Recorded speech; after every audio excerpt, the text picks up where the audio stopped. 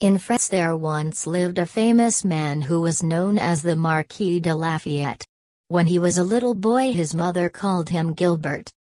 Gilbert de Lafayette's father and grandfather and great-grandfather had all been brave and noble men. He was very proud to think of this, and he wished that he might grow up to be like them.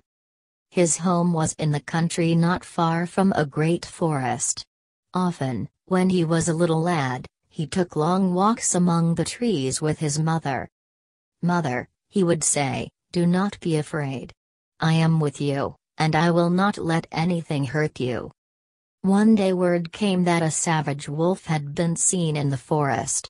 Men said that it was a very large wolf and that it had killed some of the farmers' sheep. "How I should like to meet that wolf," said little Gilbert. He was only 7 years old, but now all his thoughts were about the savage beast that was in the forest. "Shall we take a walk this morning?" asked his mother. "Oh, yes," said Gilbert. "Perhaps we may see that wolf among the trees. But don't be afraid." His mother smiled, for she felt quite sure that there was no danger.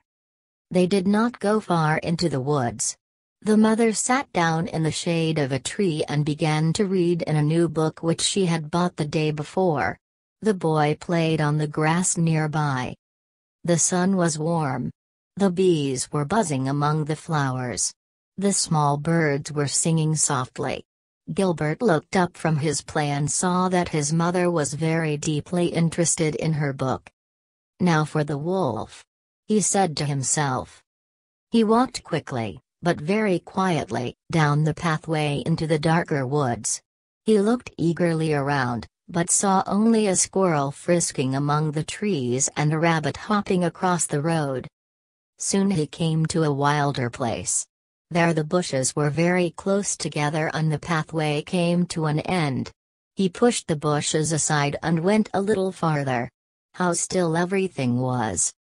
He could see a green open space just beyond, and then the woods seemed to be thicker and darker. "This is just the place for that wolf," he thought. Then, all at once, he heard footsteps. Something was pushing its way through the bushes. It was coming toward him. "It's the wolf, I'm sure. It will not see me till it comes very near. Then I will jump out and throw my arms around its neck and choke it to death." The animal was coming nearer. He could hear its footsteps. He could hear its heavy breathing. He stood very still and waited. "It will try to bite me," he thought. "Perhaps it will scratch me with its sharp claws. But I will be brave. I will not cry out. I will choke it with my strong arms. Then I will drag it out of the bushes and call Mama to come and see it." The beast was very close to him now. He could see its shadow as he peeped out through the clusters of leaves. His breath came fast. He planted his feet firmly and made ready to spring. How proud Mama will be of her brave boy. Ah! There was the wolf. He saw its shaggy head and big round eyes. He leaped from his hiding place and clasped it round its neck. It did not try to bite or scratch. It did not even growl.